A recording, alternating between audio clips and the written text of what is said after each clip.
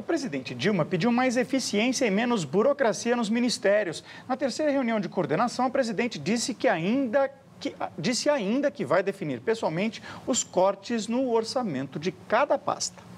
O ajuste fiscal foi o tema central da reunião da presidente Dilma Rousseff com ministros da área política e econômica e com o vice Michel Temer. De acordo com a ministra Cátia Abreu, a presidente determinou que cada pasta gaste menos e melhor. Dilma pediu uma lista com as prioridades de cada ministério. Não será um corte pura e simplesmente cego. Não, os programas prioritários deverão ser avaliados por ela e escolhidos pessoalmente antes do corte. O ministro do Planejamento, Nelson Barbosa, cancelou uma viagem à Coreia do Sul para se dedicar à análise dos cortes no orçamento.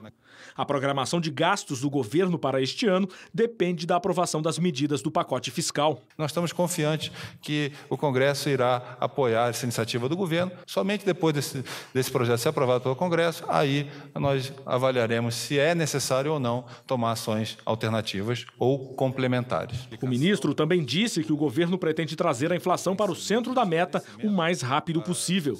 Hoje, pela primeira vez, a previsão da inflação anual pelo mercado ficou acima de 8%. Além das questões econômicas, a presidente tem também desafios na área política. Um deles é a indicação do novo ministro da Educação para a vaga de Cid Gomes, que deixou o governo na semana passada depois de se envolver numa polêmica com deputados da base aliada. Um dos nomes cogitados é do atual secretário da Educação de São Paulo, Gabriel Chalita. Filiado ao PMDB, ele é próximo de Michel Temer. A nomeação do novo ministro deve sair esta semana. Outros 2 nomes do PMDB estão cotados para assumir ministérios. O ex-presidente da Câmara, Henrique Alves, pode ir para o turismo e o senador Eunício Oliveira para a pasta da Integração Nacional. Com 6 ministérios, o PMDB cobra maior participação nas decisões do governo. Para este cientista político, o acerto com o partido é essencial para as aprovações no Congresso. O PMDB comanda o Senado e a Câmara. Ao preterir o PMDB dos grandes ministérios, a presidente correu um risco e esse risco está cobrando a fatura agora. Ayrton, a presidente Dilma disse que não iria fazer reforma ministerial, que isso estava fora da pauta, que ela ia colocar só o ministro da Educação no lugar do Cid Gomes, que fosse um quadro técnico e que não iria reequilibrar forças com o Congresso Nacional, fazendo reforma, adiantando a reforma, como até o presidente Lula aconselhou. Como é que você vê essa questão? Eu acho que a presidente devia ouvir um pouco o que dizem as ruas, no que diz respeito ao seu novo ministério. E devia ouvir também até o seu próprio partido, que não está satisfeito com a composição do ministério. Ela tem uma oportunidade única de atender essa demanda toda e reduzir o número de ministérios, fazer com que haja um governo mais enxuto, uma situação mais governável, onde a governabilidade possa se estabelecer. Mas ela não faz isso. Cortar verbas. Olha, vamos ver. Esse presidente da Câmara que se elegeu, Eduardo Cunha, ele elegeu distribuindo benesses. 10 milhões de reais em verbas para os deputados que se elegeram agora usufruir no orçamento que foi aprovado, para distribuir nas suas bases. Sem falar nos outros todos que já vão ter a sua verba, que é maior que essa, para distribuir nas suas bases. Será que vai ser possível cortar? Será que contingenciar essas verbas? Como é que vai ser isso? Qual vai ser o equilíbrio político para fazer isso? Agora que você vai dizer, não, eu não vou liberar essas verbas para esses novos deputados, porque sequer eles eram deputados. Eles entraram agora. Normalmente, a verba que o deputado dispõe é para o ano seguinte, não é? Porque o orçamento deveria ter sido aprovado no ano anterior. Então, tudo isso, me parece, coloca uma série de dificuldades. E eu não tenho uma boa impressão dessa comissão parlamentar de inquérito. Como, aliás, não tive da outra, não é? Porque você tem um relator do partido que é o maior envolvido nas investigações. Recebeu dinheiro, inclusive, das empreiteiras. Essas acusações todas hoje, pelo que a gente vê, vão levantar a atividade de todos os partidos.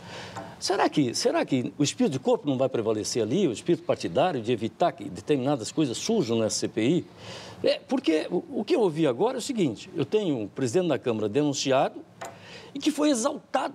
Denunciado não chegou a ser denunciado ainda, foi apontado como envolvido no esquema. Foi aberta a investigação. E ele foi à CPI, se propôs aí, e foi exaltado por todos os membros da CPI. Não é só um partido ou outro, por todos os membros. Mas, meu Deus, o que é isso? Vila... Eles estão a priori, dizendo para a opinião pública, não, nós achamos que esse cidadão não deveria ter sido indiciado no processo. Vila, eu quero a sua opinião a respeito desse assunto, mas antes eu pediria um comentário breve, porque tem muita gente aqui dizendo que seria bom que você provasse as suas acusações, principalmente em relação ao presidente Lula e à presidente Dilma, que não foram apontados ainda formalmente dentro da Lava Jato. Eu vou primeiro comentar a matéria, porque a matéria dizia outra coisa, né? A matéria estava falando da situação econômica e das questões políticas. Então, a inflação estourou o teto da meta, 8,2, já estourou. Imagine isso, quem sofre são os mais pobres. Basta ir ao supermercado, basta ir à feira, basta ver a tarifa que você está recebendo, que são gravíssimas, que as coisas dispararam, 25%, 30%, depende de cada um. Então, essa desorganização econômica, ela tem um custo para você, né? E isso foi feito por uma péssima gestão anterior, da mesma presidente que hoje está no exercício do seu segundo mandato. Portanto, quem pariu o Matheus está tentando embalá-lo, e mal, porque não sabe o que vai fazer. O segundo ponto destacado pela matéria é o corte do orçamento. E apareceu a senhora Cátia Abreu, ministra da Agricultura, não entendi bem, como uma espécie de porta-voz do governo. A questão é que o orçamento foi aprovado, e você deve se recordar, a semana passada, pelo Congresso. Como é possível? Você acabou de aprovar o orçamento, você vai cortar o orçamento. E disse que a presidente vai cortar pessoalmente dos 39 ministérios. Quanto tempo ela vai passar para fazer isso? A gente sabe que não é fácil. Portanto, só essas duas notícias dadas aí, nesse momento, dá para entender o caos administrativo que o país vive. O país está paralisado. Nós vamos ter recessão esse ano. Portanto, recessão o que significa? Nós vamos crescer para trás, ou seja, vamos decrescer. Menos 0,5, estima Joaquim Levy, ministro da Fazenda. Alguns falam em menos 1, outros menos 1,5. Significa desemprego, a inflação fora da meta, sem investimento, vai afetar a vida de todos nós. Quer dizer, o desastre econômico representado por uma péssima gestora, né, que é essa senhora presidente. Tal. Agora, com relação... Então, isso eu estou pegando a matéria, o que foi dito na matéria, para não ir para outro assunto. Com relação à questão das provas, nós veremos. Né? Não sei que é o nome de quem é telespectador ou telespectador. Vamos a... Quando eu falava aqui...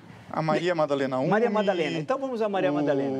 Deixa eu ver se eu acho aqui, porque agora já subi. Não, tudo Mas bem. tem muita gente. A Maria Madalena. Então, vamos lá, Maria Madalena. Vamos pensar comigo.